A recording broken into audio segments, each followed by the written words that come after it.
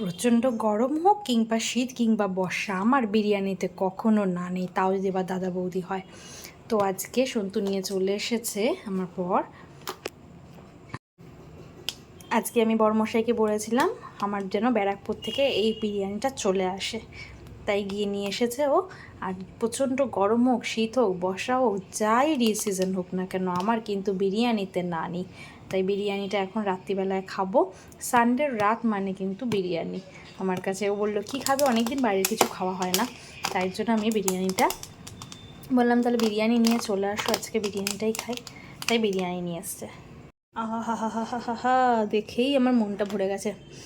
অনেকের টক দেখলে জিভ থেকে লাল পড়ে যায় না, আর আমার বিরিয়ানি দেখলে ওহো হো হো হো হো।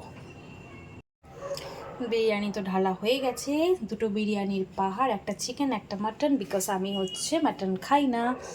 আর এটা হচ্ছে দাদা বৌদির স্পেশাল সেই গ্রিন চাটনিটা, আর এটাতে স্যালাডটা। এটা মাটন নাকি দেখো তো, আমি দেখে নিই যে এটা মটন কিনা। হ্যাঁ, এটা মটন। ভাগ রে ভাগ, কত বড় পিসটা দেখো দাদা বৌদি থেকে মটন বিরিয়ানির। আর একটা দেখি আলু দেওয়ার কথা, আলুটা কোথায়? এই দেখো কত বড় একটা আলু দিয়েছে, বাপরে। আমারটাই দেখি, আমারটা চিকেনটা ছোটো হলেও চলবে, কিন্তু আলুটা বড় হতে হবে। দেখি কি দিয়েছে। আর এই যে দেখছো এটা চাটনিটা, এটা এক জায়গায় দিয়েছে, ওরকমভাবেই নিয়ে এসেছি। দু জায়গায় দেওয়ার পর ছোটো, কিন্তু কেন জানি দেয়নি। আমার চিকেনের পিসটা দেখতেই পাচ্ছ মোটামুটি